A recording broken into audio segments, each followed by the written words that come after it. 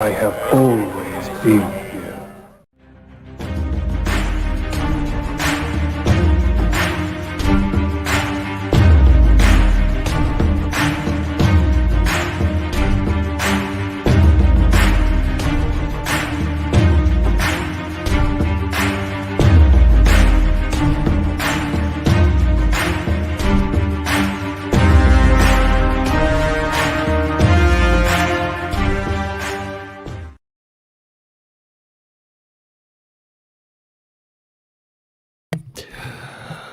Good evening, ladies and gentlemen, geeks, nerds, ambassadors everywhere, and welcome to the Ambassadorial Wing, another installment of the Ambassador's Retro Reviews.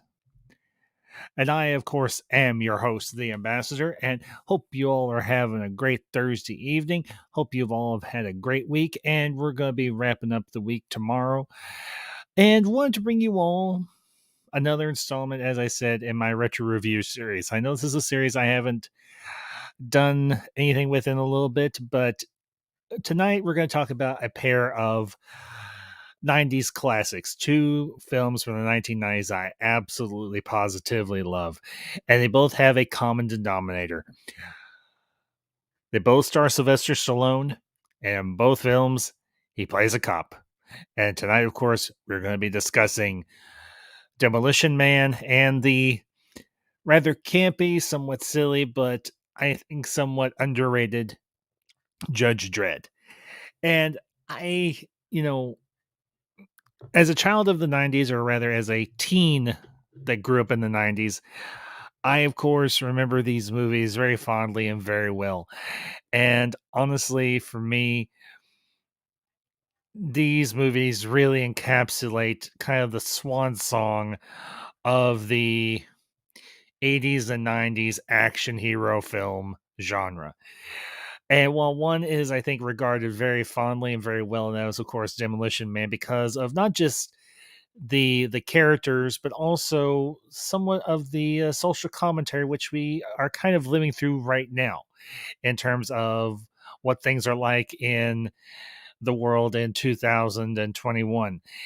And of course, this film, while somewhat dated, is by no means, and of course I am talking about Demolition Man, is by no means misrepresenting how we live to a certain degree nowadays in the year 2021.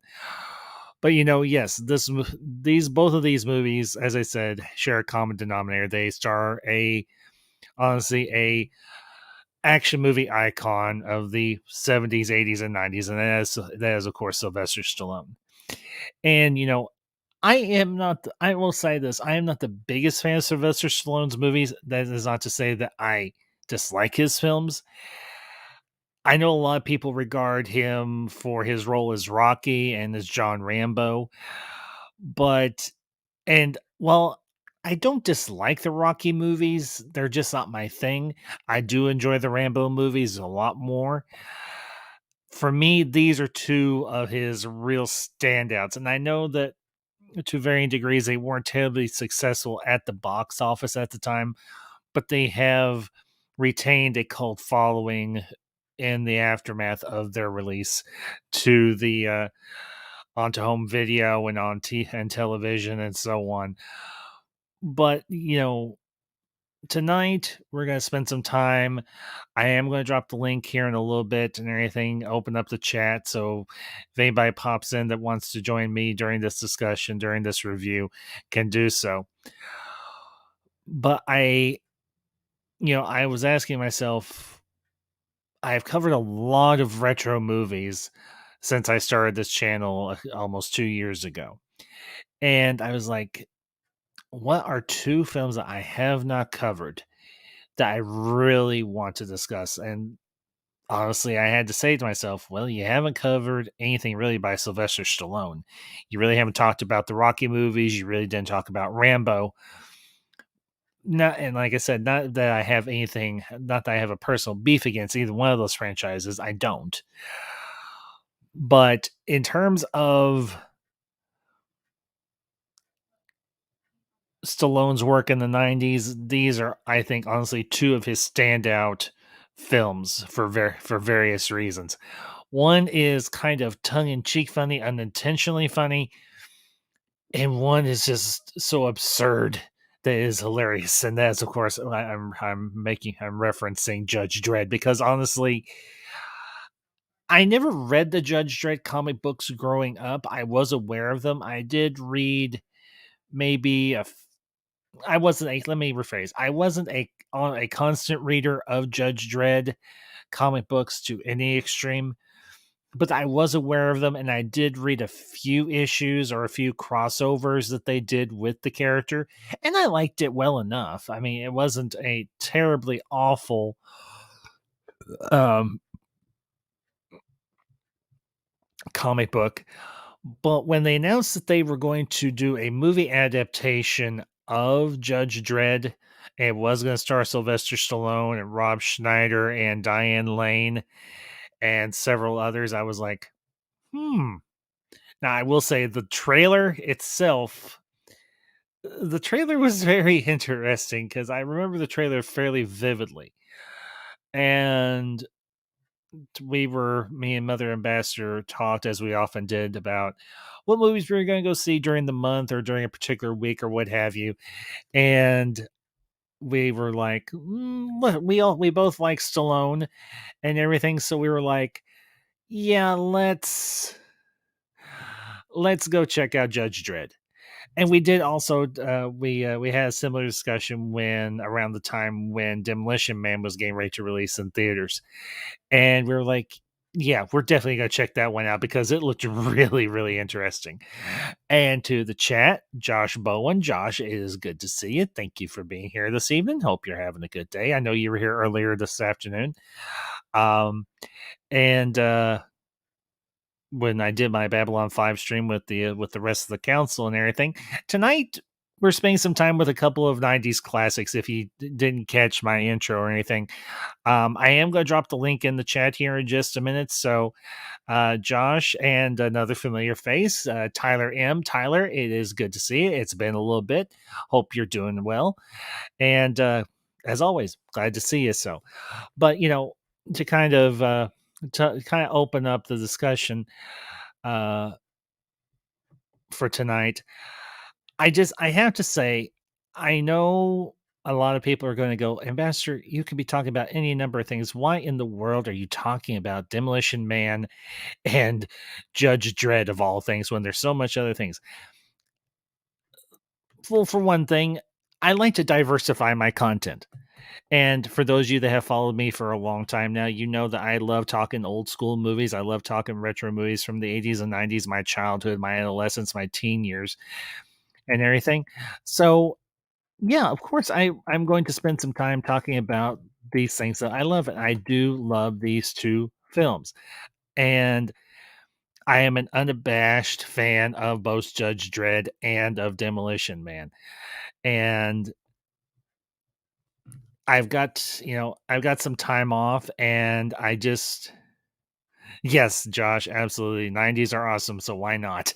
Yeah, I went to school in I was in high school in the 90s, and I remember those years very fondly and very well. And you know, the 90s was one of those decades where we were still getting a lot of great films from the movie industry.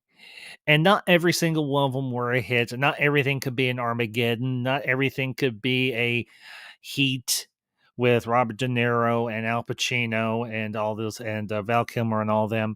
Not everything could be. Well, let's see. I can't remember. Was Interview with the Vampire 80s or 90s? I want to say it was late 90s or late 80s rather. But everything couldn't be an Empire Strikes Back or a E.T. or any of those other great films from the 80s and 90s. Sometimes the ones that sneak in under the radar are the ones that you remember the best. And speaking for myself, Judge Dredd and um, Demolition Man are two of my favorites. And I'm going to kind of break down why. So we'll start, of course, with Judge Dredd. or not Judge Dredd, but Demolition Man. Now, the cast for Demolition Man is quite honestly, I think, a somewhat of a who's who of great 80s actors and actresses. I mean, obviously, you've got Sylvester Stallone, you've got Sandra Bullock, you've got Benjamin Bratt, him starting out very young in his career. You've got obviously Rob Schneider in a smaller role. You've got Bob Gunton, who is famous for his part in The Shawshank Redemption as the warden, as the police chief. You've got the guy who played Otho in Beetlejuice. I can't remember exactly who played the bad guy, Raymond Cocteau, but he was a really good. His part in this movie was actually really good. But of course, one of the standouts is obviously Wesley Snipes as the main villain, um, Simon Phoenix, and I cannot nor should I forget one, I think, often forgotten star of this film, and is, of course, Dennis Leary as the renegade Edgar Friendly, who goes on a pair of, I think, absolutely iconic and beautifully written and hysterically written rants about life in the year 2032, if I remember correctly. I'm thinking to myself, we're in the year 2021, and this movie takes place in the year 2032. Please don't let the world turn into Demolition Man, at least not to that extreme. Although you could make the argument that we are somewhat limiting in a Demolition Man esque reality, but we're not full on there. We're not getting we're we're not getting fined for swearing.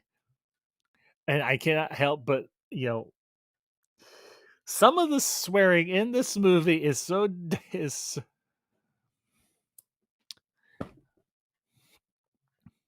sorry guys. Cat's being a pain in the neck. Yeah, Josh, we still don't have flying cars, although we didn't have flying cars in Demolition Man, but we did have self-driving cars in Demolition Man for sure. But we did have flying motorcycles and we did have flying cars in Judge Dredd. So we're not future 96 as well, since the movie was in 93. Yeah. Yeah. And I remember 1996 because I was still in high school. I was in my junior year of high school in 1996. And I'm like, eep, we're screwed.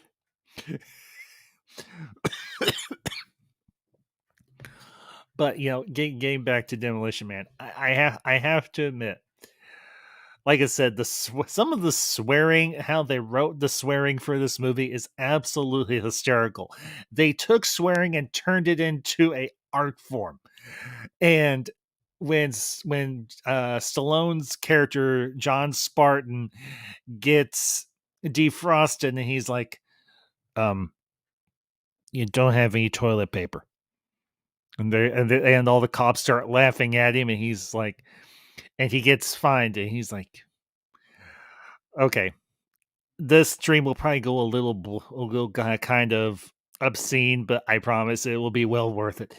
When he walks over to the fining device and he just starts blurting out, he's like, "You shit headed, ball busting, duck fucking pain in the ass." I break up laughing every single damn time. And when he asks, he's like, "Can I get a cigarette?" After he gets defrosted and revived, and Benjamin Bratt's character Alfredo Garcia is like, "A Marlboro?" He's like, "A cigarette, any cigarette." And Sandra Bullock's character Lenina Huxley, and I gotta say, the chemistry and the way Bullock and Stallone played off one another, it's just glorious. It's hysterical. She's trying to be funny and witty and chew out her chief, the police chief, played by Bob Gunton. And she's like, Simon Felix has finally matched his meat, and he's like, "You really licked his ass," and he's like, so Spartan is like, that's kicked his ass and met his match. I mean, this character, Lenina Huxley, she is a absolute addict for life before everything went. Yeah, Sandra Bullock was great in this movie. It's one of the few movies that has Sandra Bullock in it that I will watch on the regular. I mean, I don't dislike Sandra Bullock as an actress. I'm sure she's a very good actress. She's just not one of my favorites. I mean, and it's not even because of her looks or anything. It's just some of the movies that she has done throughout her career just didn't appeal to me. But her in this film, she is hilarious and she can kick ass. And when she helps John break in or sneak into the cryo prison or wherever it is, and John's like, "Where'd you learn to fight like that?" And she's like, "Watch Jackie Chan movie," and he's like, "I can respect that." And I know at the time this would have been a deep cut for anything for those of us that grew up in the 80s and 90s, but the fact that they put into this film that Schwarzenegger was president, and just a decade or so later, Schwarzenegger wouldn't be president, but he become governor of the great state of California. And anytime Schwarzenegger said California, he thought he would think he was talking about an alien planet or something. He's like, seriously, that guy was president? He's like, great, just great. And there had to be just a little bit of ribbing between the two of them because at the time, Stallone and Schwarzenegger, and I think Willis were all kind of still trying to get each one another up. And it was a rivalry, but it was a kind of friendly rivalry. There weren't any hard feelings between any one of those actors per se. But I have to admit, I know you're not supposed to like the bad guy, but I loved Wesley Snipes as Simon Phoenix in this movie. I did. I loved him as Simon Phoenix. I mean, he looked, I mean, his eyes were mismatched. His hair was completely off. And by the end of the movie, he looked like a villain from The Road Warrior. I mean, he's dressed all in rubber hockey football pads or football shoulder pads. And I'm just like, what the hell is going on here? I mean, is this Demolition Man or The Road Warrior 2.0? And it's just, of course, you've got, like I mentioned, you've got the actor who played Otho in Beetlejuice as Cocteau's um aide or whatever, and you're like, I know him. He was Otho. And I think that's what he will be known for forever until that actor passes on. And I hope it doesn't happen anytime soon because between his role in Beetlejuice and his role in Demolition Man, he's hysterical.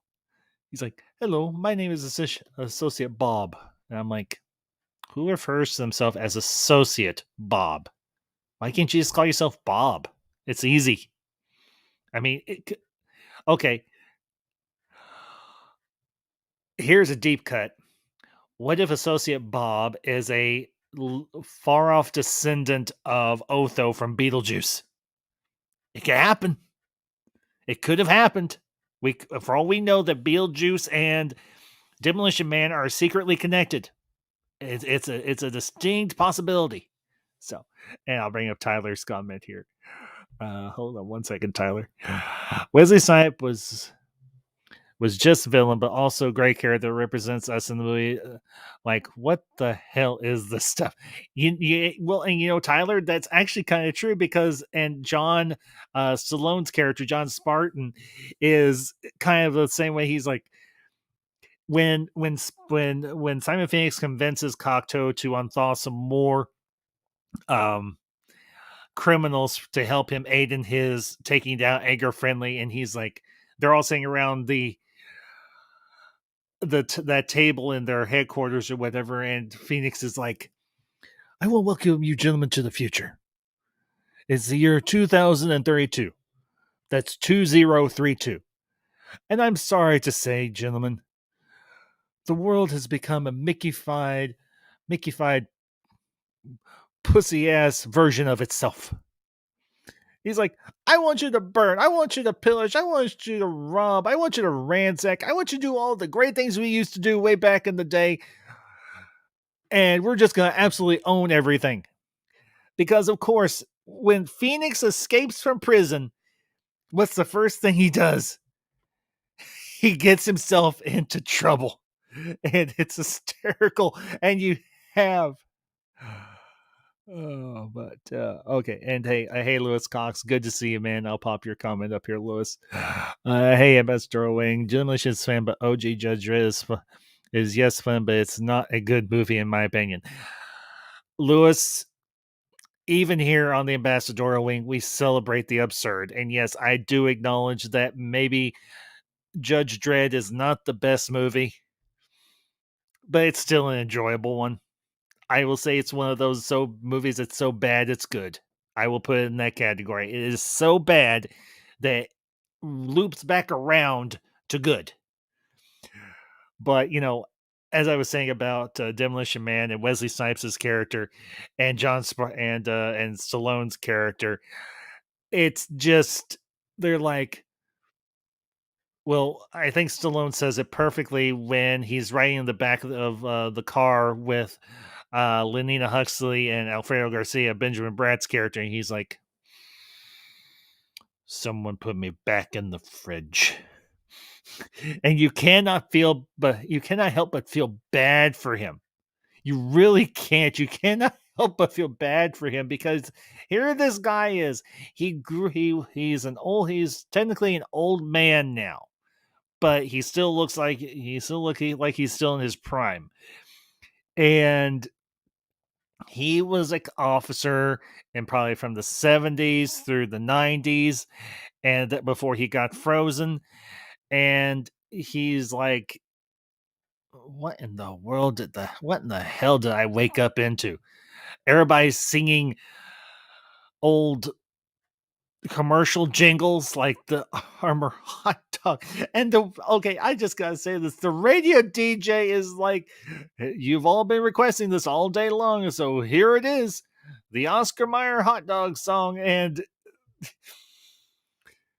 you're like, oh dear, no, please, no, please tell me that there isn't a radio station that plays nothing but commercial jingles. But in the year 2032, there is.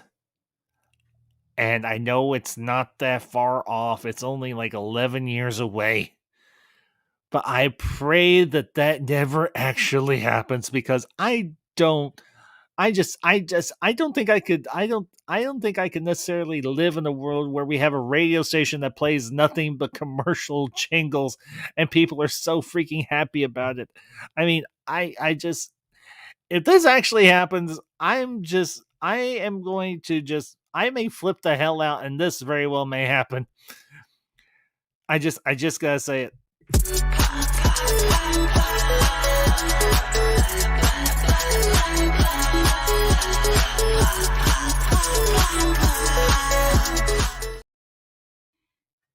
I mean, if we get a radio station that plays nothing but jingles, I will legit do that, or I may just become unhinged and well.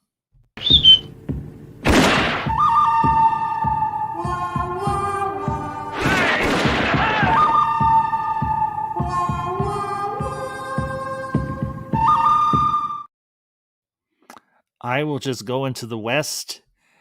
I'll live off the land, and I will not be able to hear any television anywhere. And if I do, a radio, I will find that radio and I will shoot it the minute I hear a commercial jingle. I mean, oh yeah, yes, Tyler, yeah, the 3 seashells for our toilet paper. Of course, John Spartan figured out a really clever way to get around that. What he did is he went over to one of those finding machines and just started swearing up a storm. And he's like, so much for the 3 seashells. See y'all in a little bit. So right there, they may have eliminated toilet paper in the bathroom, but all you have to do is put. I mean, think about it. They waste perfectly good paper printing out fines because a person swears. I'll just say this. They can bite my swollen, hairy asshole. They can just suck my big, fat, well, you know. They can just lick my asshole and just smell my taint. I mean, I will say it. This movie gets the swearing down to an art form, and it's beautiful. I mean, okay, I'll say this. When the police chief chooses out Sandra Bullock's character and she's staying there right in her office and she calls him a sanctimonious asshole and she gets a half credit fine for it. Like, geez, you can't even say asshole? Or did they fine her for sanctimonious? I don't think they would have, but I'll tell you this much. Y'all know me. I don't swear that often, but just to piss the hell out of everybody, if that sort of device existed, well, I think I would just start swearing a lot more just to see if I could break the machine. Just go, okay. And here's another thing. Imagine this. Imagine a person that has Tourette's syndrome walks around or gets near one of those um finding machines and has an outburst. They're punishing a perfectly innocent person who did nothing wrong because they have a medical condition that doesn't allow them to necessarily control what they say or do. Now that's outright discrimination, and I will not stand for it. I will not. I will not stand for it. But you know, one of the other things I will say about Demolition Man is at the time, Stallone was trying to branch out and do some more comedic films and so on. And obviously he did this one. He did another one that a lot of people didn't care for, and that is of course Stop or My Mom Will Shoot, which unfortunately absolutely bombed, but is of course a guilty pleasure of mine. I mean, the Sylvester Stallone and Sophia from the Golden Girls, sign me up. I love that movie.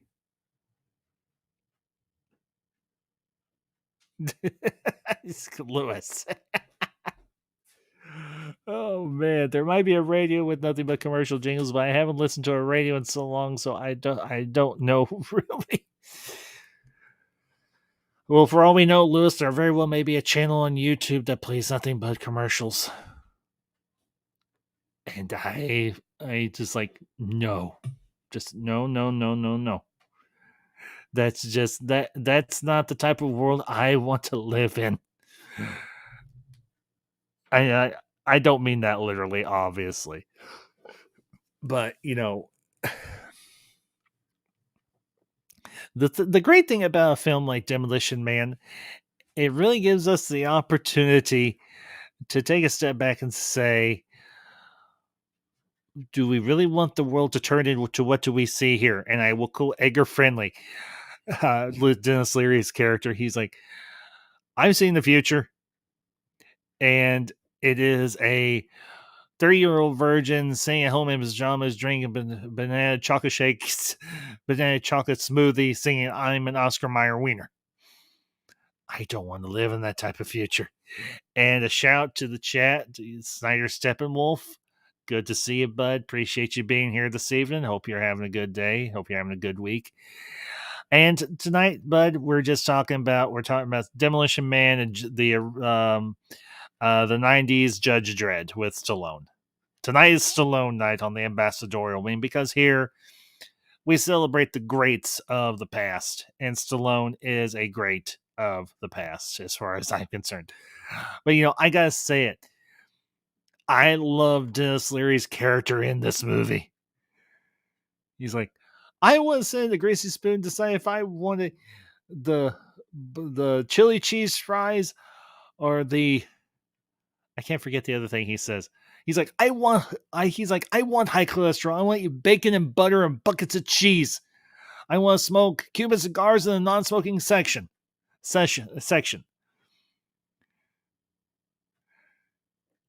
He's like, I want to have the ability to run around stark bare ass naked around town covered in green jello. Why? Because I might feel the sudden urge to do so. He's like, you live up here, you live down here, you live up there in Cocteau's world. You do what he wants, when he wants, how he wants. You come down here, you might starve to death. So, and to the chat, a good friend of mine and one of the smartest people on the internet. You know her, you love her, Yvette Diavol. Yvette, good morning, my dear, and good to see you. And yes, tonight or this morning for you, we are discussing Demolition Man because it is one of my all-time favorite movies of the 90s. It's just one of my all-time favorite movies just in general. And I love this movie unabashedly. I do. I absolutely.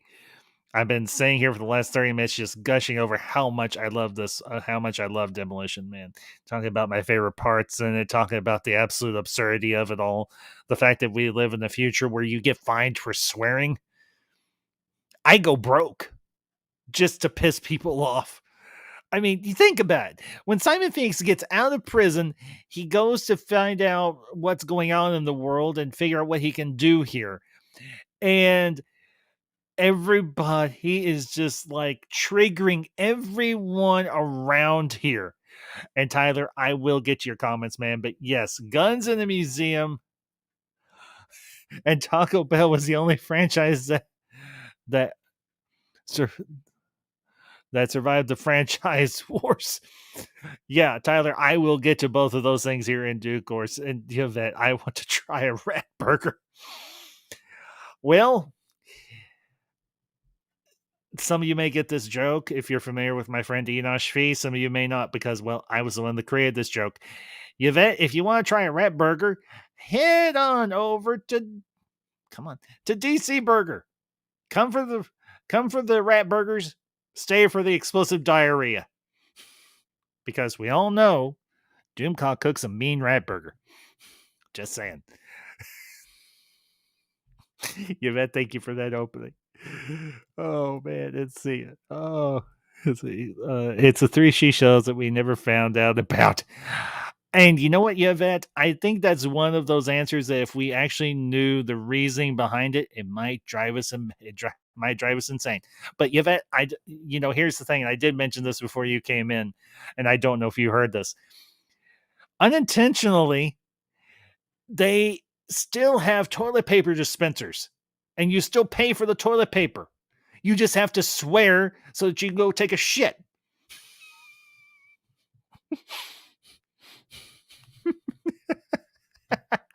Yep. Lewis, I don't know. I know Enosh probably gave me credit because I did make a lot of those memes that him and Johnny used for 2 cents on nonsense and everything. And I've started using them a little bit myself because I figure at times they're appropriate. Like I said, if you want now, just a heads up.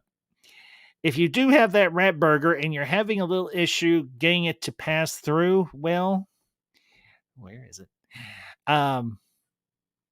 There's a cure. There's a cure for that too. Doomcolax. When you can't go, when you have to go but can't. Trust Doomcolax. Also a subsidiary of Crockett Johnson Industries. Oops, I better take that down. Doomcolax gonna pop in. How dare you use my likeness? It's funny. Much like your content. Just saying. I'd be fine getting the toilet paper. LOL. Yeah, because you're paying for the toilet paper by swearing. If you want to take a shit, you just say shit a bunch of times into one of those fine dispensers, and you're set to go. Because at least that paper looks at least like 2 or 3 ply, so you wouldn't need a whole lot. Oh, really? Did she? Tyler, that's cool, dude. She's like, Sandra Bullock explained three seashells and how to use them. It was on an article she was covered in. Okay, I get what you're saying, Tyler. So, but yeah, Lewis, Doom collects. I came up with it. I just gave it to Johnny and Enosh. So, but we as human beings are like the ability to have free speech. And I will say it, Demolition Man shows where ultra cancel culture can go. And we're not even allowed to forgive me. We're not allowed to fucking swear in the future. Now, I don't swear that much. You all know this. But I think that's a load of bullshit.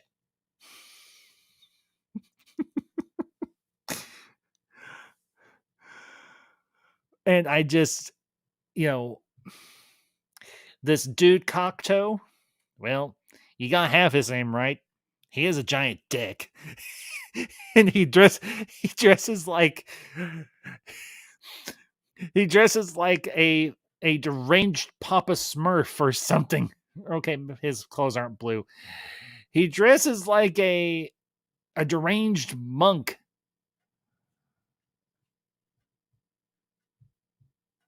Shows where the Looney Tune plant is headed. Yvette, I certainly hope not. I really, really don't. I hope the world doesn't go that route, because if it does, well, let's just say I will be more than happy to have my rat burger, and wherever I have to get it from, even if it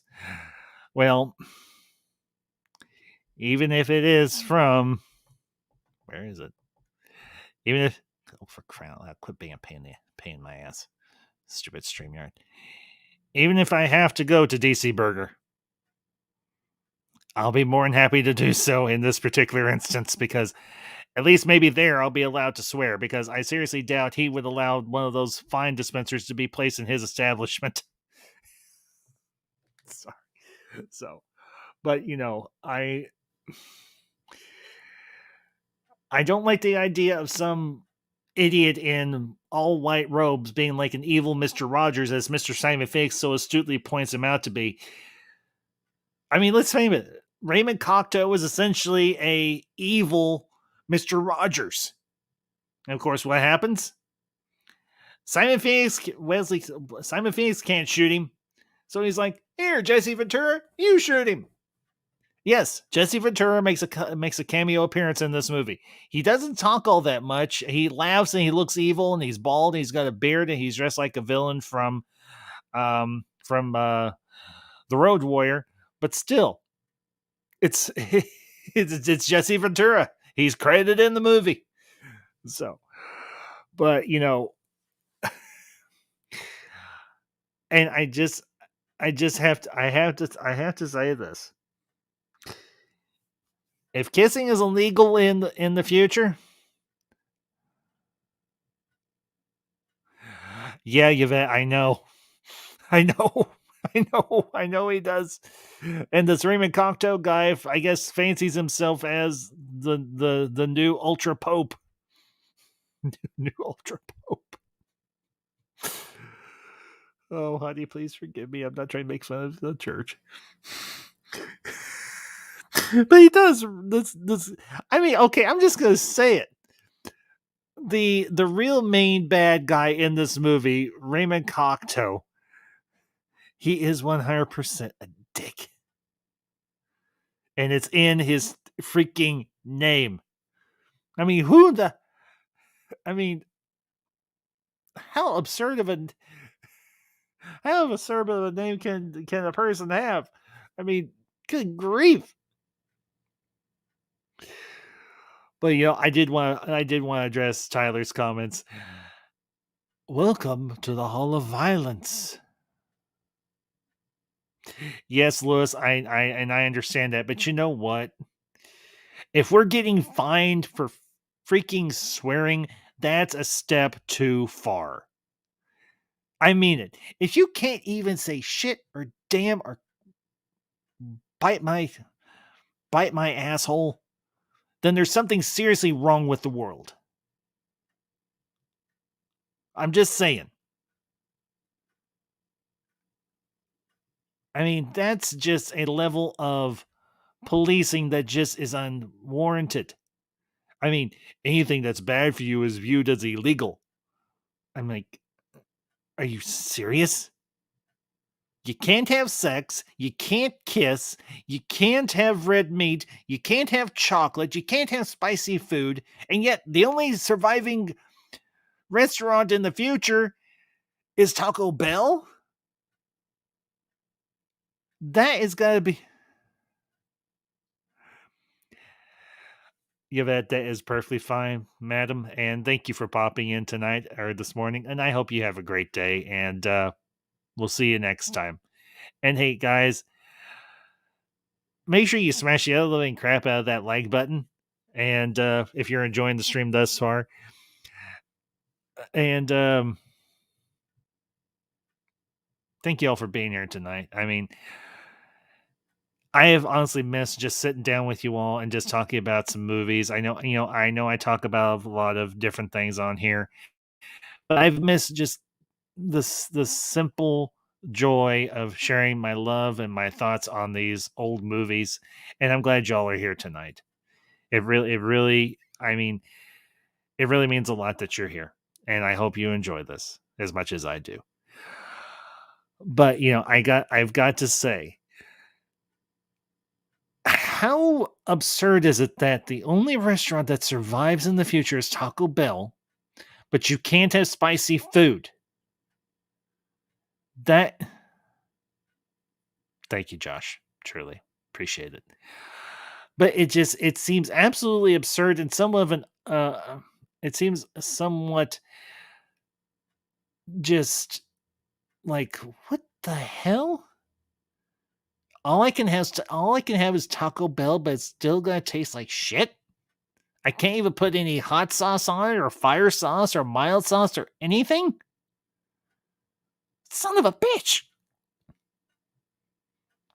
And not to mention, how in the hell? I mean, don't get me wrong. I like Taco Bell. I do. I do. Me and the missus, we do on occasion eat Taco Bell because we like Taco Bell. Now, there's another little taco franchise in town that we both like as well and everything, and their stuff is also pretty good as well. But I would go absolutely stark raving mad if all I could eat was taco. If all I had to eat was Taco Bell, I'd be like, nope, we're going to the store. We're going to buy some food. And we're going to go to the good store. We're going to go to the black markets, the black market where we can get the good shit. Oh, for the love of God. Forgive me, Lord. Mayor, I don't love you. I like you. I consider you a friend. But as I said to you this afternoon, you are not a Vietnamese prostitute. And I want to, Taco Bell was so great it beat McDonald's. Tyler, I don't see how that could possibly happen. I really, really don't. I do not see how that could happen. How in the hell did Taco Bell beat McDonald's when Taco Bell is quite literally one of the biggest franchises in the history of the world? It boggles my mind. Taco Bell beat out Pizza Hut. Taco Bell beat out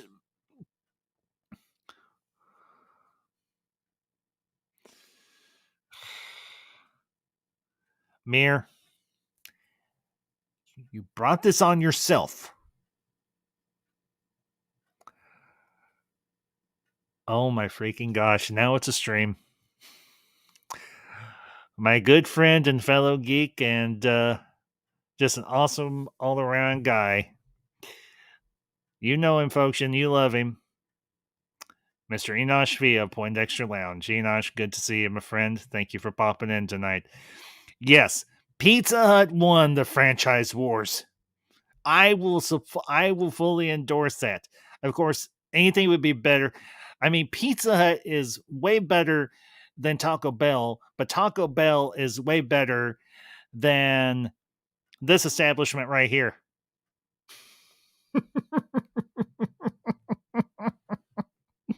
Just saying. So, and hey, and yes, Mir, this includes you too. For those of you that are popping in tonight, I have dropped the link in the chat. So if you've got some time and you want to join the discussion this evening, you all are more than welcome to hop in here. So, and that's for everybody, not just for certain people. Yes, even you, Mir. Let's see. I'll bring up Mir's comment here. I am assuming you're talking about Demolition Man in Europe, the version of Pizza Hut. In the European version of the film, Pizza Hut won the franchise wars. Yes, I'm actually well aware of that. Anything I did hear that version. Josh, wow, dude. I used to manage a Pizza Hut. LOL. Oh my gosh, yeah, Josh. And I'll pop up Enosh's comment here. You know the foreign release of Demolition Man has pizza instead of Taco Bell, right? Yeah, Enosh, I did know that and everything. That was not lost on me. I did get that reference. I mean, it's not a surprise that they would do something like that because not every place does have Taco Bell. I mean, even Mexico doesn't have a Taco Bell. There is hope for the future, and there is hope for the world. And I'll bring up Enosh's comment here. I discovered that last year. I turned a friend onto the movie, and he downloaded it and watched it. Then he argued with me about Taco Bell versus Pizza Hut. Sure enough, his version had Pizza Hut. Well, I will just say this: pizza is better than tacos in some instances. But I will say this: pizza in general is better than tacos because you can put a lot more on a pizza than you can on a taco. Although, granted, if you fold a pizza in half, you've just got a giant taco. Hail pineapple on pizza. And for those of you who are wondering, that is the voice of Madam Ambassador, she has issues. Just saying. Of course, she is married to me. Yes, dear? You want to repeat that again? No, I don't. I said you have issues. I said, don't we all? And not to mention... Well, yeah, because you're married to me. Yeah, I know.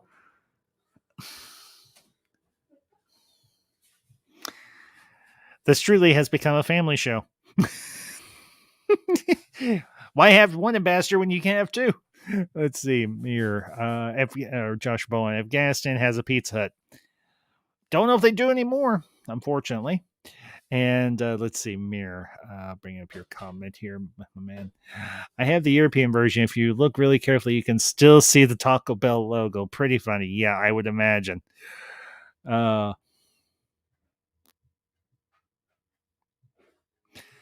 Mir, you brought this on yourself. Just remember that. You brought this on yourself.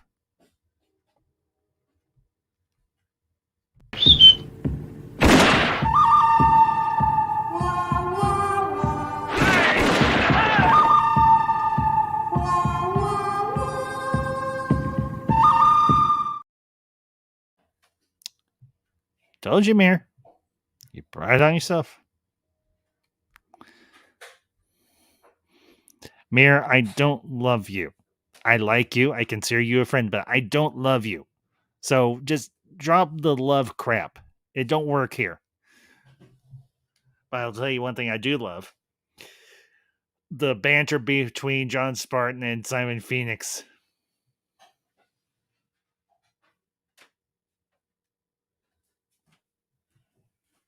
Your mama. Shut up.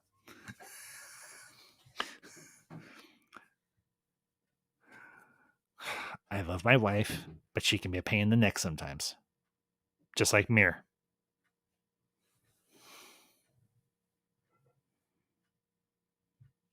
And Lewis, I like you too.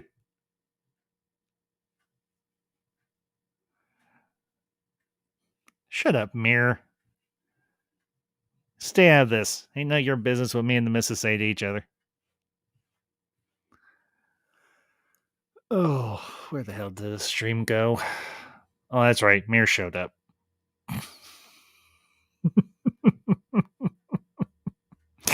Anyway, as I was saying, the banter between Spartan and Phoenix in this movie is absolutely positively hysterical. I mean, it is funny as all hell.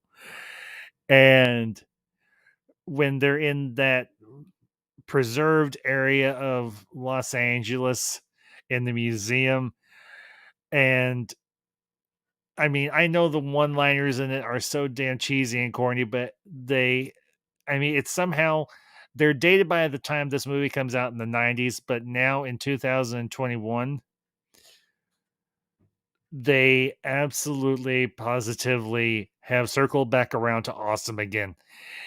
And when Spartan sticks that glow rod into the water and says, "You forgot to say Simon Says," and you're like, I know I shouldn't laugh, but I'm going to anyway because that is just so damn cheesy, but it's funny.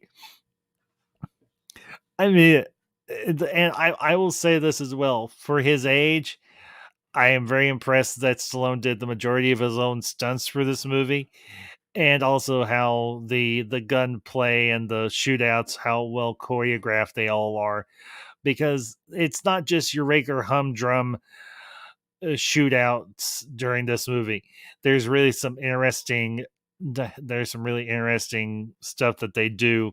I mean, you've got the car chase on the interstate where Spartan and Huxley are in the classic car. And it made me just a little sad that the classic car got just a little dinged up and messed up.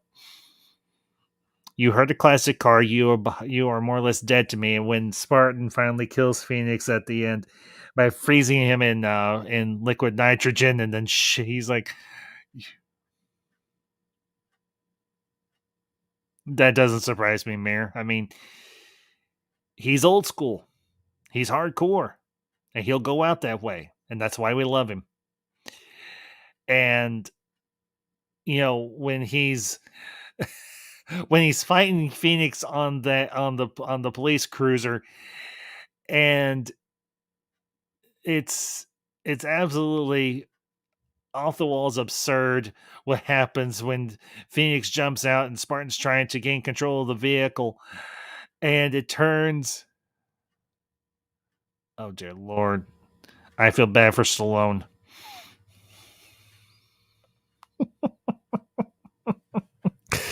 But anyway, it's for me that fight on the car in the car, and then when the car, as Stallone or Spartan says, it turned into a cannoli. And I know what the cannoli is and what it looks like and what it tastes like, and some are actually really good. And Linnea Huxley is like, it's secure foam and it saved your life. I mean, okay, another favorite scene after the fight at the Taco Bell where Spartan runs all the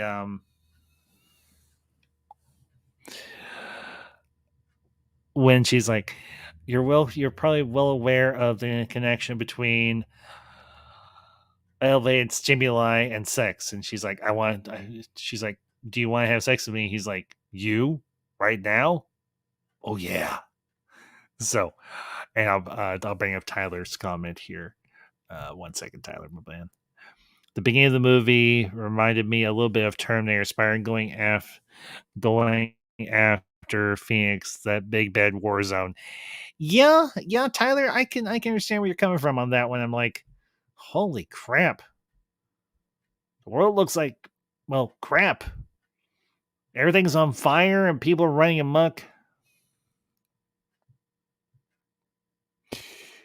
Oh. Yeah, Mary, it'll probably be you. One day somebody's going to make a video about the 3 seashells. Yeah, Mary, it'll probably be you. Would not at least be the least bit surprising if you did. I have to say the virtual sex scene between Spartan and Huxley.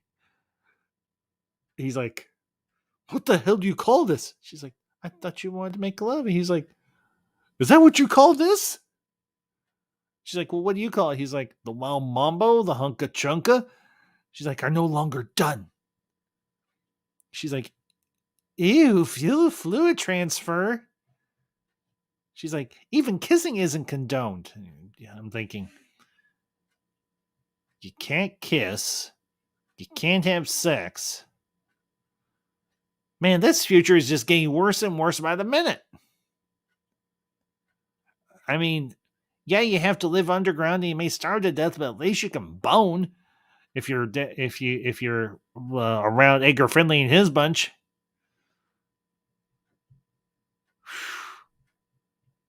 Good grief! I mean, this Cocteau guy, as I said earlier, he's a real dick. I mean, he is a big steaming pile of dick. Or, if you prefer, let me scroll back up to it here. It's close here. Hang on. He is just, well, this says it all.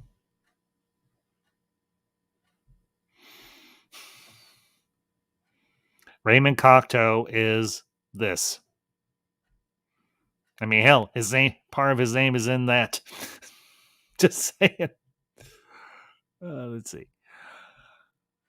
And Lewis, believe it or not, hang on a second.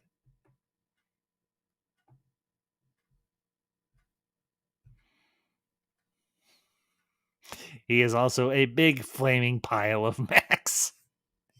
And if anyone tells Max I showed this, tell him that I did, and just not to be mean, because we all love Mad Max the Mandalorian. He's a good egg. He's a little cracked, but we love him anyway.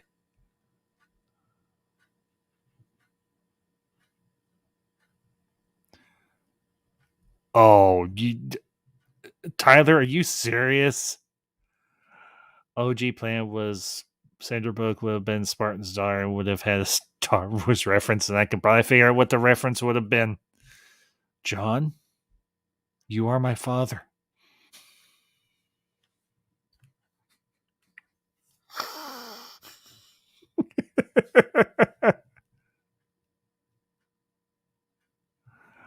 Oh, he's seen it. Lewis, he has seen it.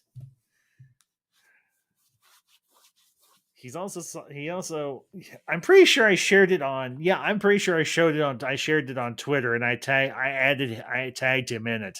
I have shown that one on Twitter, so he knows about it, and he doesn't like it, but he knows I'm doing it to tease him. But honestly, this whole, as I said towards the start of the stream, these two films came out kind of during the swan song or the closing act of the whole action movie genre, and the action superstar genre as well. But you know what? Demolition Man is by far one of my all-time favorites. Always has been, always will be.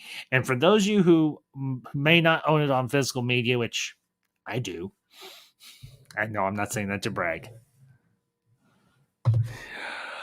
It is currently running on HBO Max because Demolition Man was a Warner Brothers, I think, production, or it was released through Warner Brothers or something. And Mira, I remember that quite well.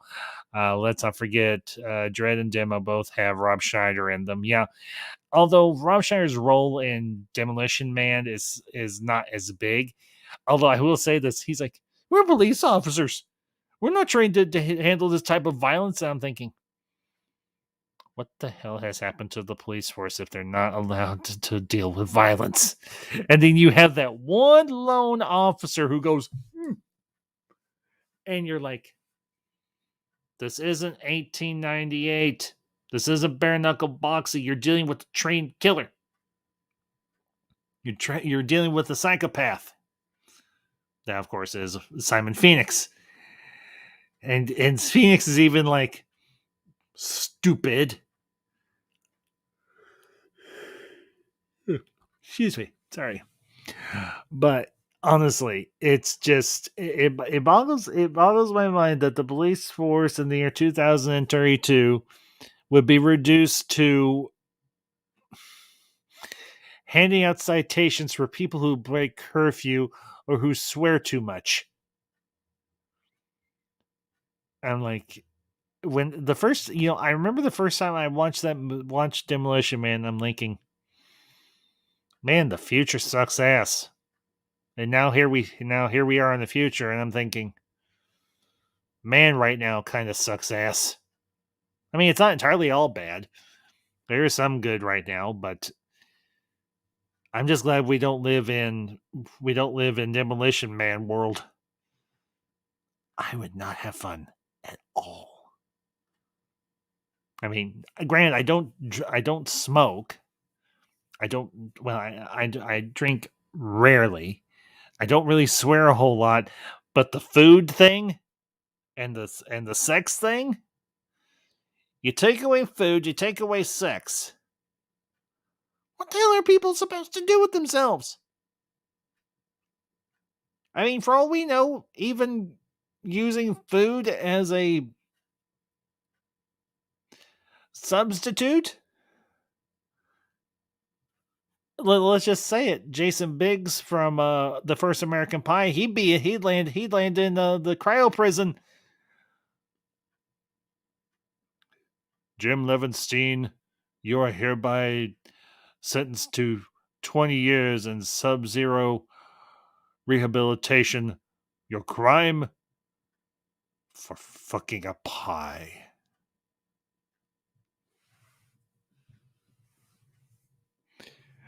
And oh, good Lord, Mirror. Mirror. Welcome to the San Angeles Police Department. If you'd like to speak to our automated line, press 1 now. 1, because I don't want to listen to Rob Schneider's voice. Oh, Tyler, don't even joke about that. That's not even funny. No, I do not. No, I want to be able to eat spicy food. I want to be able to kiss my wife and have sex. Okay, that's going a little too far, too personal. I want to be able to show affection to my wife. We'll say it as that and leave it at that. I want to be able to eat chocolate. I want to smoke in the non-smoking section. I want to be able to eat chili cheese fries and bacon and butter and buckets of cheese. I want high cholesterol. I want high saturated fat.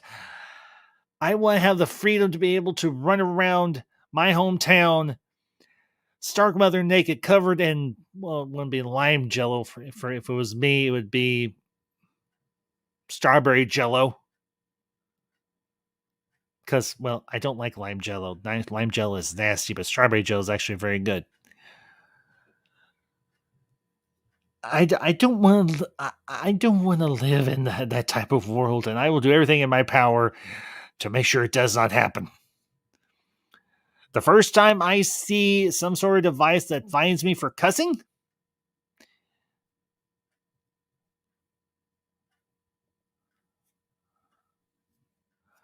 I will take a sledgehammer or a baseball bat too, happily. And Lewis Cox, the real future seems scary enough, but the future of Demolition Man is even more scary. Yeah, Lewis, you're not wrong. And you've got a guy who releases a hardened psychopathic killer just so that he can turn the rest of the world into a lame, suck-ass crap hole like San Angeles.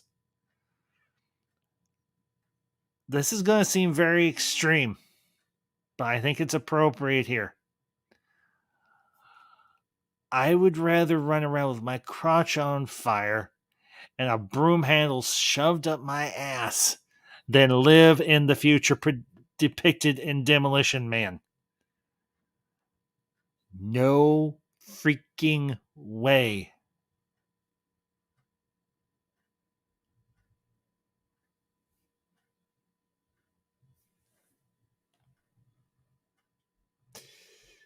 Oh, Mir, don't you dare leave. That's a great one. Sometimes I park in hard handicapped spaces while handicapped people make handicapped faces because I'm an asshole. He's an asshole. He's an asshole. He's an asshole. One of the greatest songs in the history of ever, done by one of the greatest comedians in the history of ever, Dennis Leary, who obviously has a role in this movie as Edgar Friendly. The Resistance Fighter. Louis Coxwell. That's an image ambassador, and so true. I told you this stream was going to go kind of. Well, it just went kind of. Just saying. Oh man, but it just And hey, there's a face I have not seen in a while, Daniel Martin. Hey, Daniel, good to see you. What's good? Tonight we're talking about Demolition Man and the original, well, the first film adaptation of Judge Dredd. Why? Because we all love Sylvester Stallone. We all think he's awesome, and well, movies from the '90s just plain kick ass, even if they are sort of bad. And we acknowledge the fact that they are bad, but we still love them. I.e., Judge Dredd. But I will say this: for an action movie, Demolition Man was written very well. I mean, it tells a very good out of water story, but it does it in a way that's clever, is funny, is insightful, and just at times gives you a good laugh. And I know it's a running gag. Sorry. But every time somebody swears, you can hear that little and somebody's name is said, you will find 1 credit for a protosache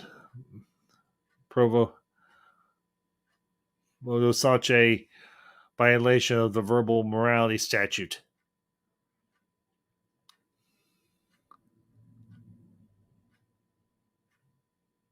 Yes, Daniel, I do know about the 3 seashells. It's not very effective.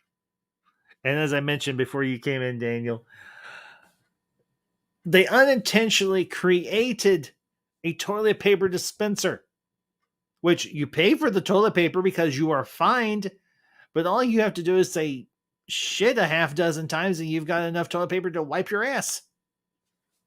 So essentially, the 3 seashells have been rendered completely moot. If you really, really think about it. So, but as I was saying, the writing for Demolition Man, I think, is very sharp. It's very well done. It fits Stallone and his acting style and his ability very, very well. And I absolutely thoroughly love what they do with Demolition Man. I mean, even the ending song and everything by, well, to quote another favorite movie of mine, I like Sing's music. I don't really listen to it, but I'm happy that he's making it. If you get that reference, you get a gold star and a cookie.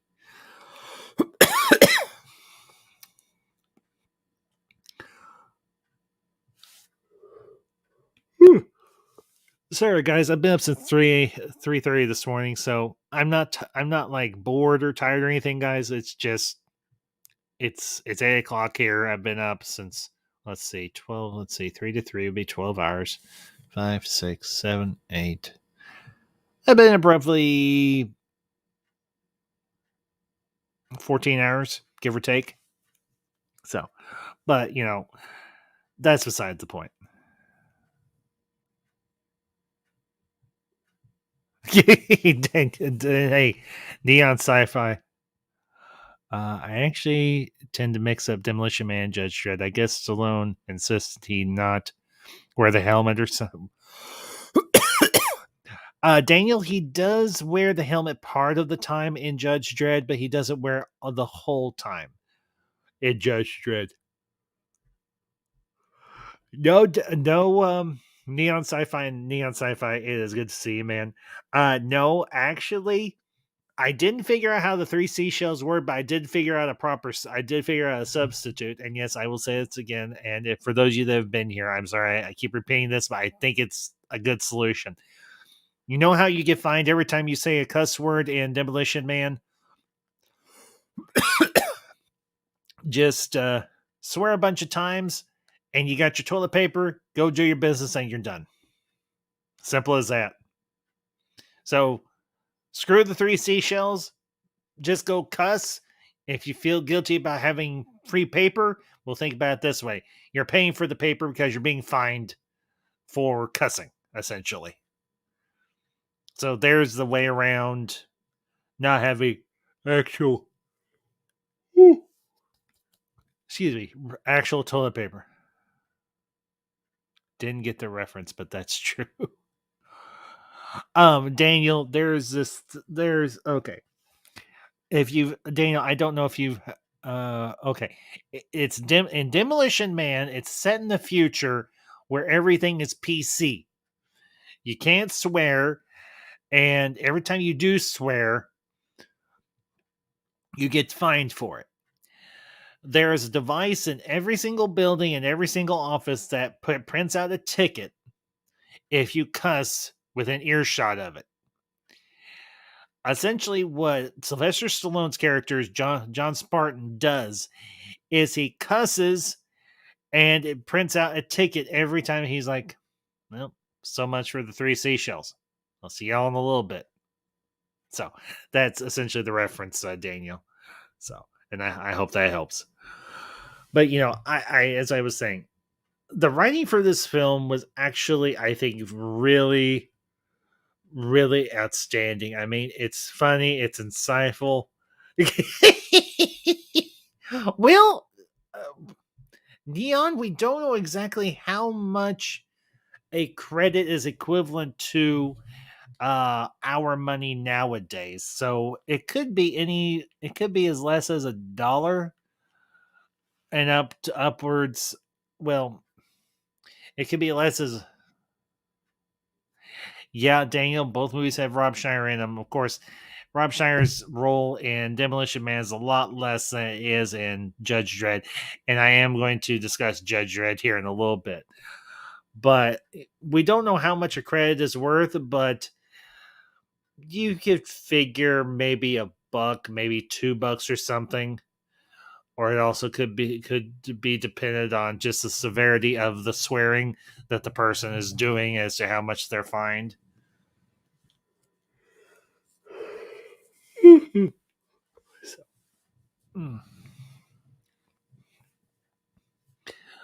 But, to kind of give my final thoughts on Demolition Man before we move on to Judge Dredd,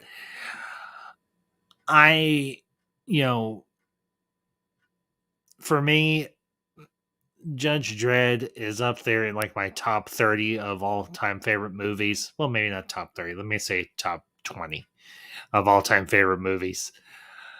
Just because it's a 90s, well, for several reasons. One being it is a 90s film. It is from when I did see it when I was in high school. It does remind me of that period in my life because that was a pretty good period in my life. But also one of the other reasons is the incredibly good cast.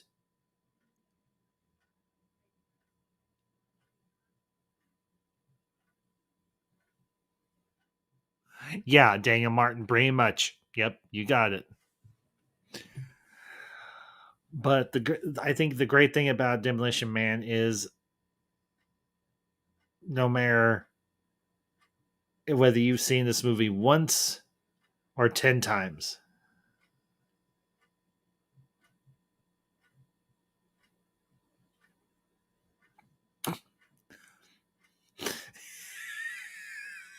you have to bring that up, Tyler. It's like, I'm a freaking seamstress? Oh, that's just great. But that scene did allow them to figure out why Simon Phoenix was so much so more dangerous and capable than the last time he was not a crooksicle, essentially. Anyway, hey guys, I'm gonna say this, and I'll be right back and everything, because I've got to grab me something to drink. So, but to give my last thoughts on Demolition Man before we do move into Judge Dredd, it is and always will be one of my all-time favorites. Like I said, it's in my top 20 of all-time favorite movies. And it isn't for any of the reasons that you all might expect. It's because the writing was out of this world good, and it has not become dated, and it has honestly aged very well. So, anyways, guys, like I said, I'll be back in just 1 minute. I've got to grab me something to drink real quick, and we'll continue on. So, be right back.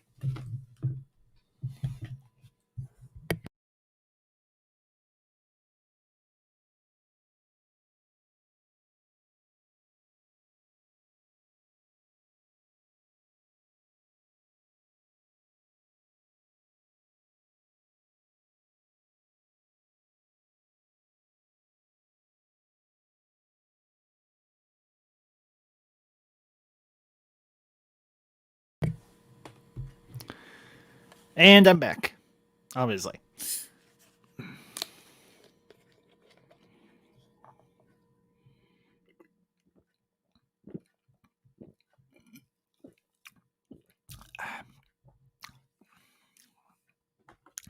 Anyways, let's see what we got to say here. Wesley Snipes was really great in that role. Yes, yeah, Daniel, he really was, and Tyler, I have to agree. Snipes was made to play Simon Phoenix, all the way to his blonde afro cut that he had in that film. Snipes was perfect for that film, and I think he played off very well off of Sylvester Stallone.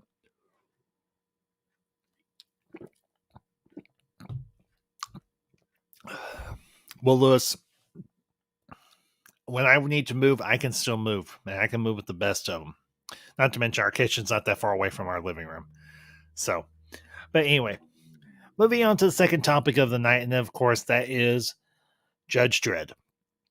And yes, I will be the first to acknowledge that from a certain point of view, no pun intended, Judge Dredd is somewhat of a bad movie.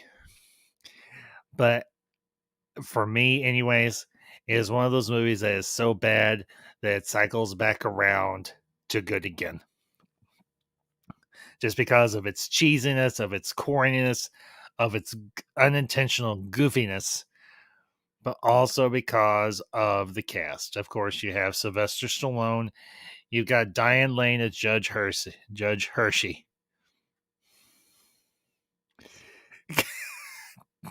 Daniel, now that's not true. Ambassadors like Prince Valium and Spaceballs right now.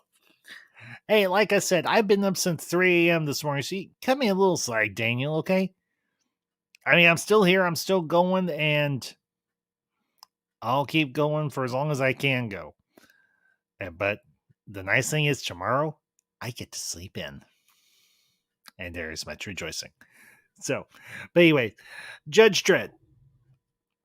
Now, this is, of course, another film I got to see in theaters with Mother Ambassador back in the 90s, back when I was in high school.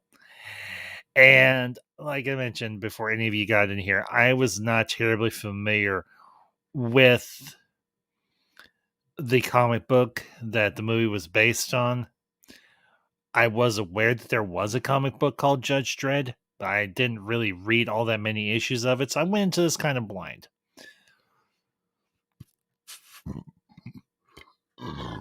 Ooh. Sorry about that, guys. I think my DC burger's backing up. Actually, that's not true. We had spaghetti for dinner tonight. I cooked. It's probably this.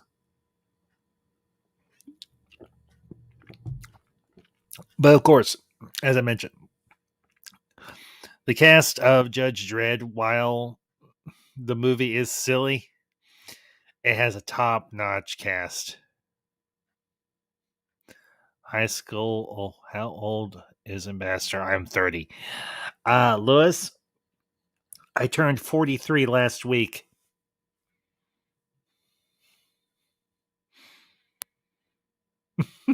Daniel, you're fine, man. Really. You're good, bud. No worries at all. But anyhow, of course, you've got the late, great Max von Sydow as Judge Fargo. You've got Amanda Sante as the main villain. You've got Jurgen Prochnow, who his main claim to fame from the 1980s or 90s, primarily the 80s, he played Duke Leto Atreides in the David Lynch adaptation of Dune. Yeah, Lewis, don't look it, do I? Good genes. Not to say that you have bad genes, just I have good genes. That's all. And of course, you've got Rob Schneider in somewhat of a more supporting role, a bigger supporting role in this film. But oh, good grief. He doesn't know when to shut the hell up.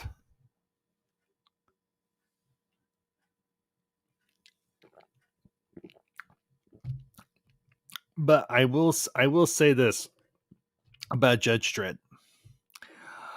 I know that a lot of people criticize it for not being terribly faithful to the comic books, or the comic book, excuse me. But for me, there's still much in this movie that I enjoy. I think the set does.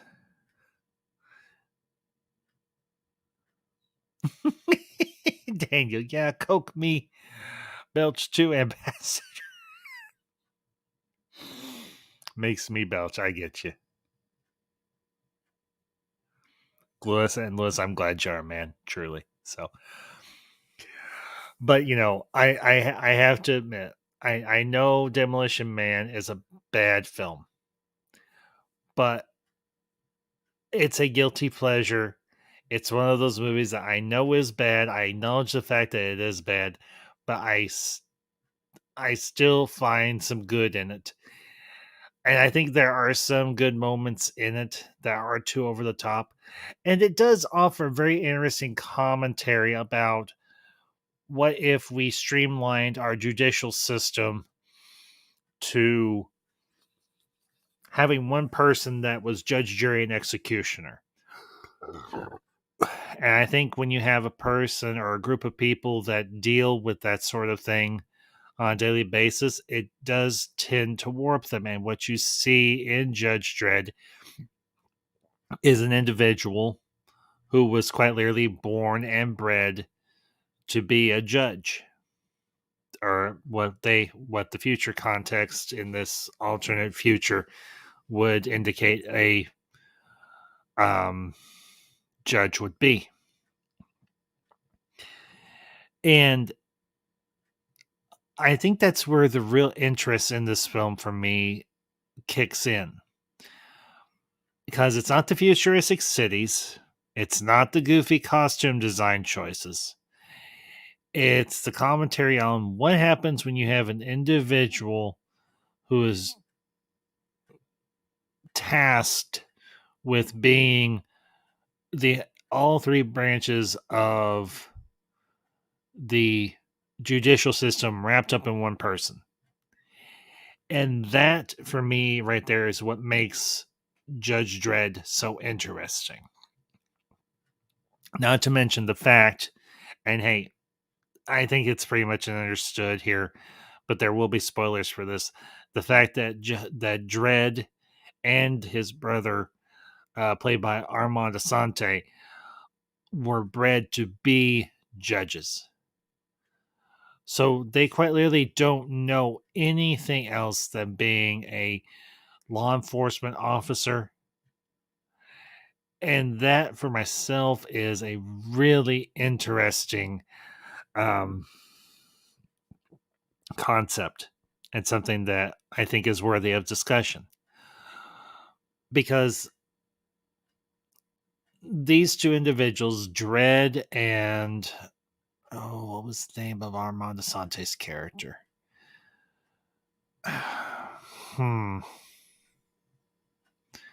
It's been so long, I think, since I've seen that. I can't remember exactly.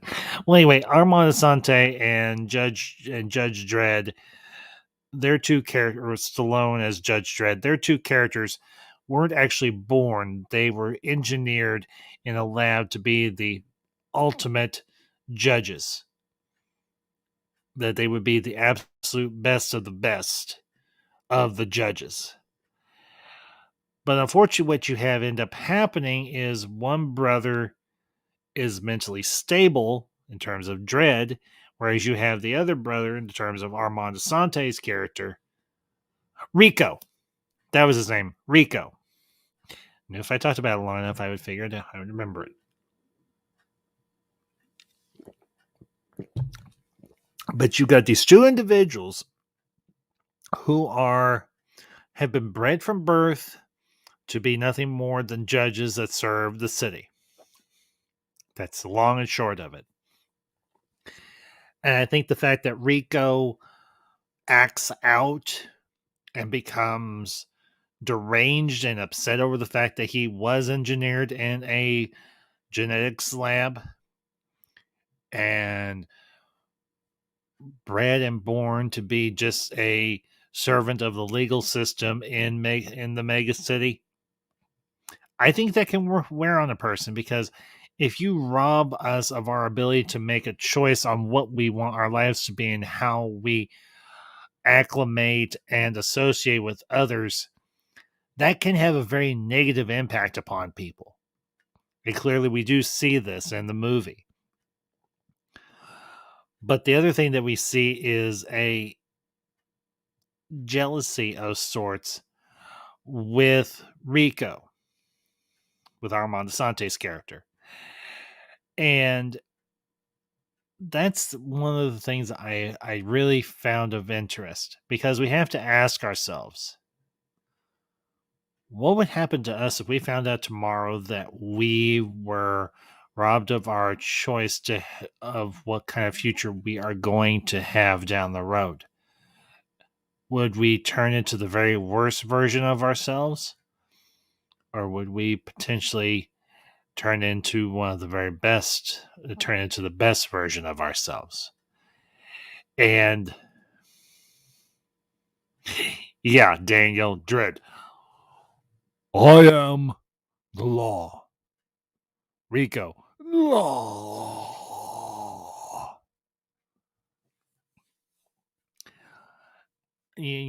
Honestly, I think that's something that's often missed in this particular adaptation of Judge Dredd. And that's kind of sad, to be honest with you. But I think having the opportunity to just sit down, watch it again, and just kind of refresh my memory about why I like this movie so much, it does, on a very deep and emotional level,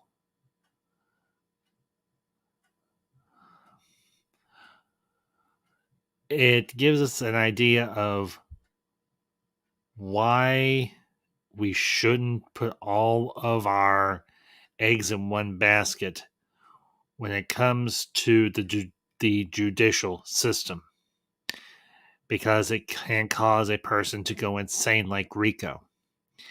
But it can also rob another person of the opportunity to have a normal life, in terms of Stallone's Judge Joseph Dredd. And we really need to be careful just how we evolve and change our judicial and our law enforcement system. Because if we ain't careful, we could be looking at Judge Dredd in a very different light and saying, maybe it was a better idea to have the judicial system more diversified, quote unquote, and not expect one person to carry out the arrest, judge the crime, and then settle on then send a punishment for that individual, because honestly isn't fair, because that is a lot of pressure to put on a person.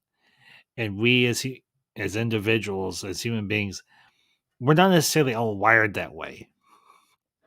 I mean, are we obviously wired for self-preservation and self-defense and defense of our loved ones? Yes, of course.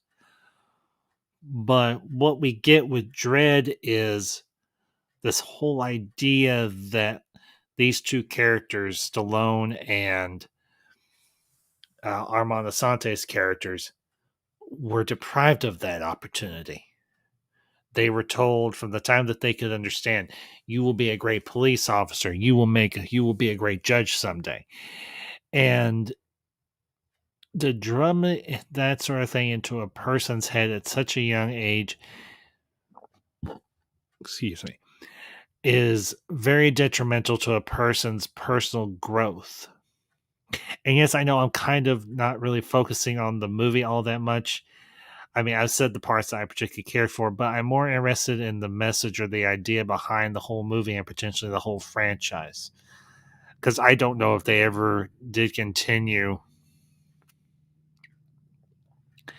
the storyline from the movie where Dredd was offered the opportunity to become judge, but he turned it down. And I'm just wondering if one of the other judges was offered the opportunity to become one of the chief judges or justices. And I would be interested to see what would happen there. And I'll bring up Tyler's comment. Diane Lane as Judge Hersey is a good partner for Dredd. Yes, Tyler, I will wholeheartedly agree with that, because she does make him say, hey, did you ever stop to just think about another person's feelings? Consider what's going on with them before you start opening fire or try to clap the cuffs on them and send them off to the Aspen Penal Colony.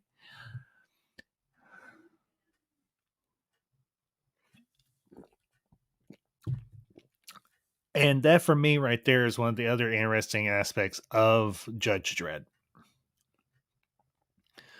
The fact that you have other influences on a person who has pretty much self-isolated himself from everyone, practically everyone else around him. And that is unfortunate for Dredd, because he's robbing himself of the opportunity to grow and to change and to mature as a person. Let's see, I'll bring up Daniel's comment here. Almost see the judge, jury, executioner in these times, but not to get political or anything. Yeah, Daniel, that's okay, man. Yeah, I don't think we're quite to that extreme just yet, but I do understand what you're saying. So, and yeah, Daniel, I do appreciate you chiming in there, bud. Really. But honestly, as I mentioned, I do acknowledge that there are several elements of Judge Dredd that just did not work in this context. Obviously, I think one of the biggest things that was really lacking from the film was the humor. A lot of the jokes that Rob Schneider told in this movie just weren't particularly good, like at all.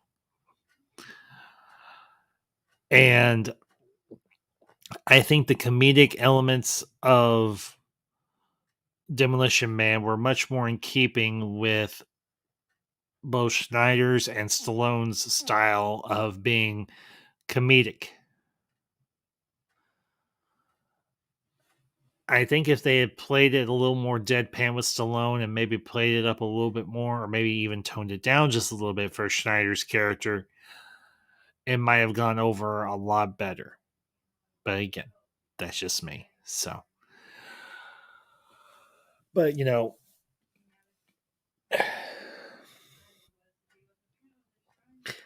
I will say this. I did love the whole concept of the flying hover bikes in Judge Dredd. I would love to, honestly, I would settle for a flying motorcycle like we see in Judge Dredd over a flying car. Because honestly, it's just me. If I were to own one now, one of those flying motorcycles from Judge Dredd, it would just be myself, Bam Ambassador, and maybe a random few of our close friends who would have access to it. Because who doesn't want a floating motorcycle? Especially one that's designed to look like it does in Judge Dredd. It is absolutely awesome. Now, the whole design of the Mega City, it's not bad. It's not the greatest thing ever, but it's not bad. So, but the other thing I wanted to bring up about Judge Dredd, and I'm glad Daniel brought it up here. Diane Lane as Judge Hershey. I hear she makes one hell of a chocolate bar. Boom.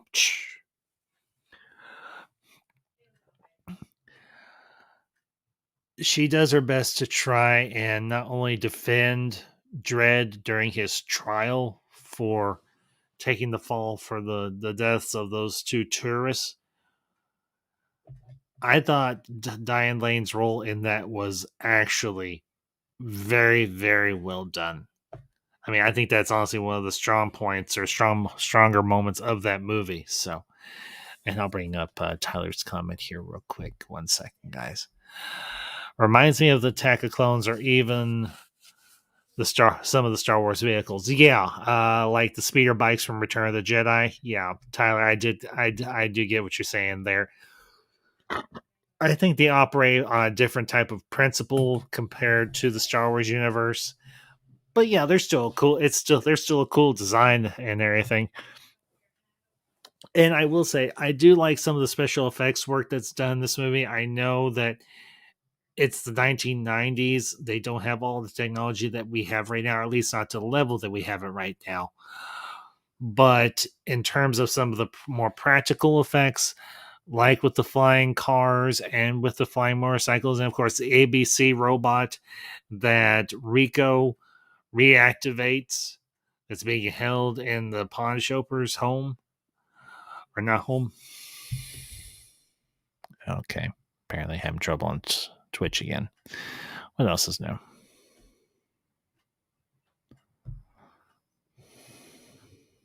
Anyway, all right, there we go. Problem solved. But anyway, as I was saying, I will say I did love the design of the ABC battle robot in Judge Dredd. That by far is one of my favorite characters, quote unquote, because the robot was so well constructed that you would almost believe that it was in fact real. And that for me is actually really, really cool. And the way it kind of acts very oafish and very single-minded. Mission, Commander. Mission. We're going to war. And the robot just stands up and goes, war. Good. And the other thing I Daniel. Oh, Lord, Daniel. What am I going to do with you?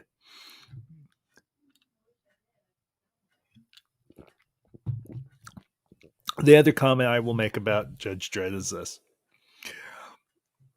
I know it's not one of Stallone's strongest performances in a film, but you do get the impression that he was trying. RoboCop machines were cool too. Yeah, Tyler, I know which one you're talking about. The Ed 209 law enforcement robot. Yeah, those were actually really cool too. And I still, to this day, I remember when it falls down a flight of stairs and it's squealing like a pig that's gotten stuck on its back, or it's being chased around and it starts squealing.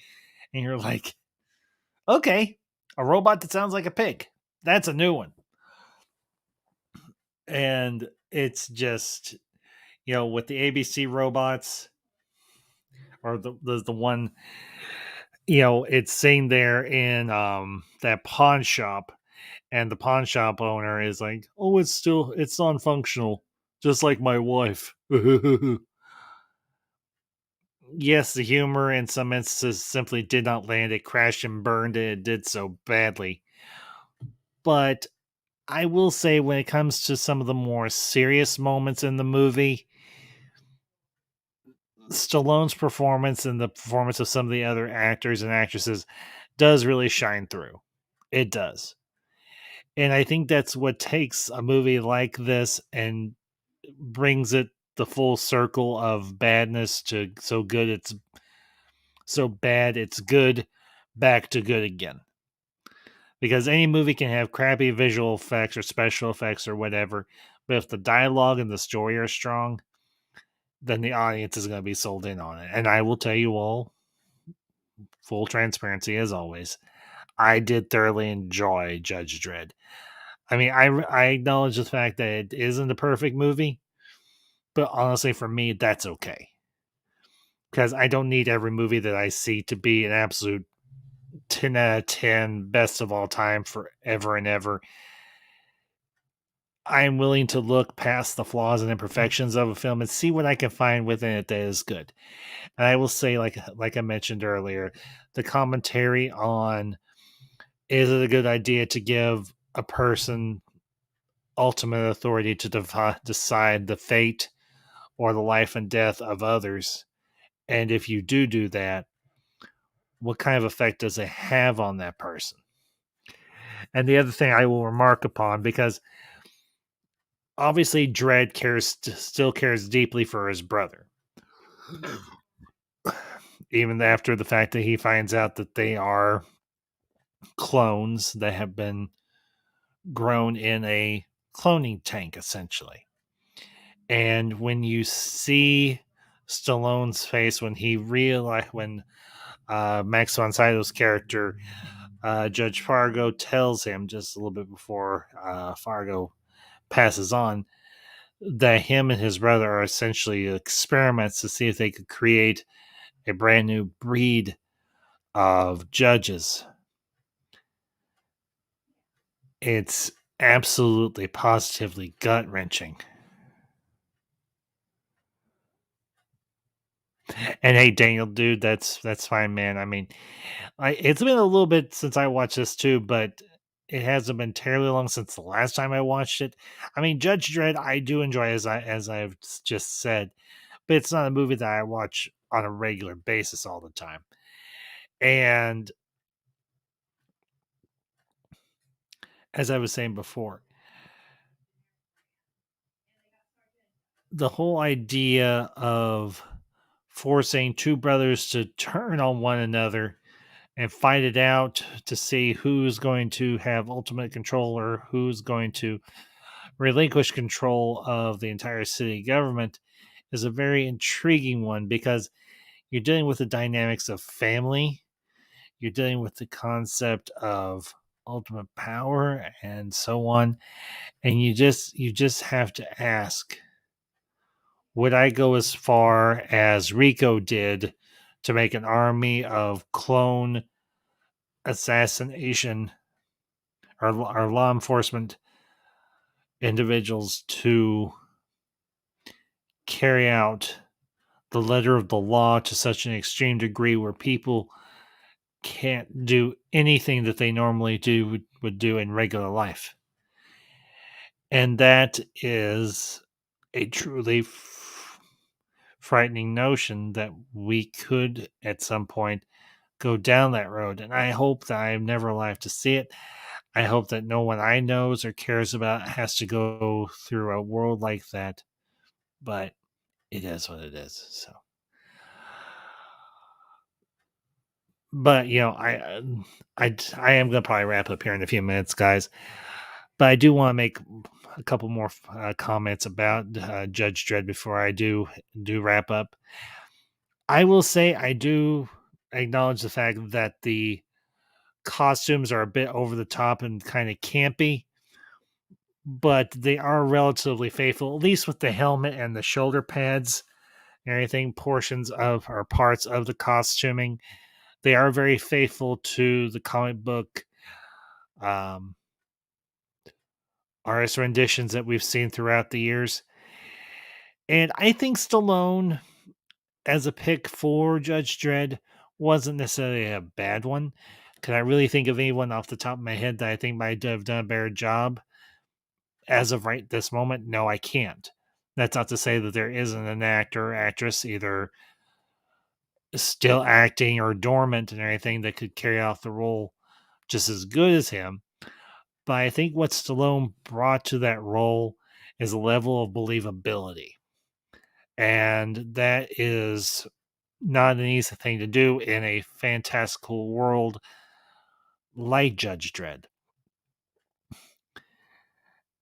But you also see how being in law enforcement can wear on you as an individual, and especially an individual that's been given so much power as the judges have been given.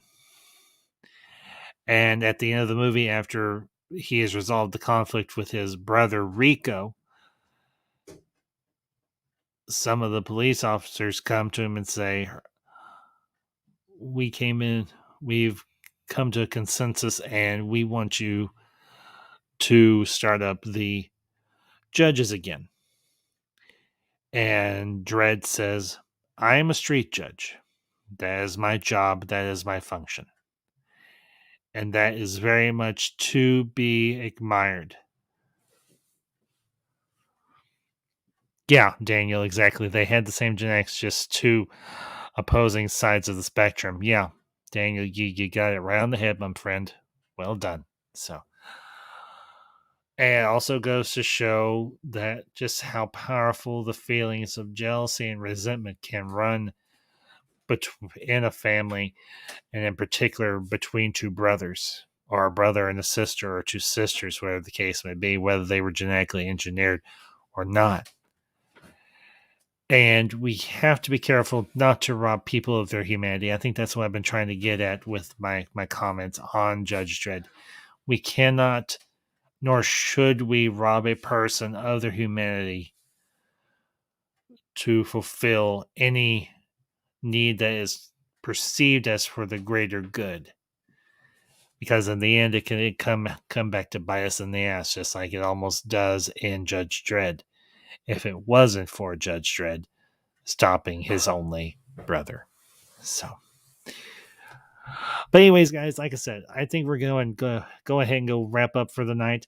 But I want to thank you all for tuning in this evening, and I hope you all did enjoy this stream. And as always, make sure you leave your comments down below with your thoughts on either Demolition Man or Judge Dredd or both. I do want to let you all know I will be back this Saturday night at, I think it's either 7 or 7:30 Central Time.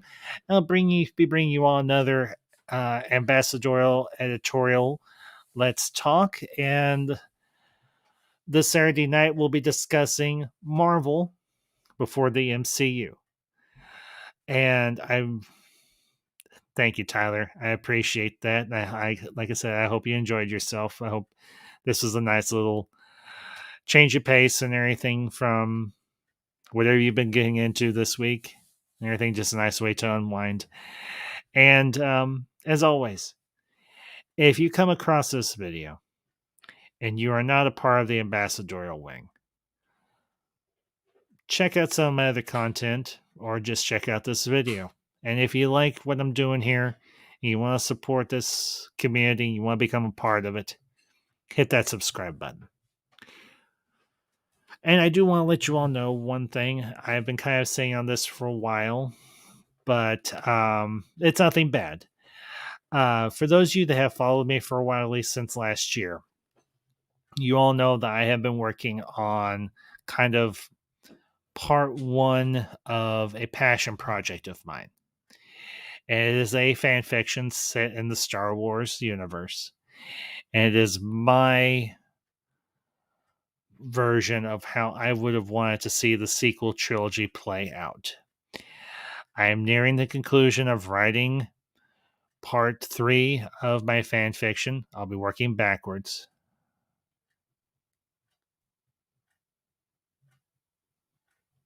Yeah, exactly, Daniel. Definitely that's the through line with that movie choice. Yeah. One chose to be a force for good, the other one chose to go down a more destructive and selfish path. So, as I was saying, I am nearing completion of this first part or third part of my fan fiction series, and I will be doing an editing, and then I'm going to start putting the word out, because what I intend on doing with this fan fiction is turning it into I want to kind of do it like a live table read of a script, like they would do on a television or movie series or whatever, or a television series or a movie, or perhaps even like a radio, like an old school radio drama just adapted for the internet. So, but if you want to check out the rough draft, parts 1 through 5 are in a playlist here on the channel. Just to kind of give you an idea of where I'm headed thus far with the story. But the story is almost done, and like I said, I'll be bringing you a short rundown, and I'm going to try and get onto some other channels as well to promote this and put out the word that I'm putting a cast together for it. So, anyway. But guys and gals, that all being said, thank you for being here tonight. You all have a great night wherever you're at. I will see you next time. And until next time, this is the Ambassador, signing off.